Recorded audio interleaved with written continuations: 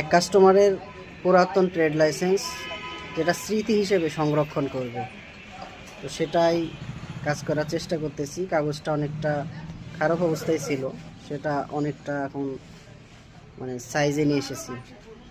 তো দেখি শেষ পর্যন্ত কেমন হয় কাজটা। তো এটা হচ্ছে ফাইনাল লুক। এরপরে মেশিনে হিট দিব, দিয়ে এটা কাজ শেষ করে দেব।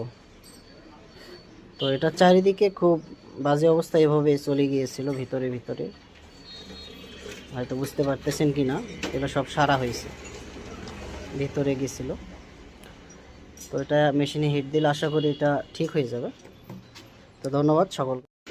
তো এখন মেশিনের মধ্যে আমি হিটে দিয়ে দিয়েছি। এখন হিট হয়ে বেরিয়ে আসলে এটার কাজ শেষ হয়ে যাবে। তো এই যে বেরিয়ে এসেছে সুন্দরভাবে। আমি সামনে একটি সাদা কাগজ দিয়েছি, কারণ লেমিনেটিং করাটা খুবই একটি রিস্কি কাজ।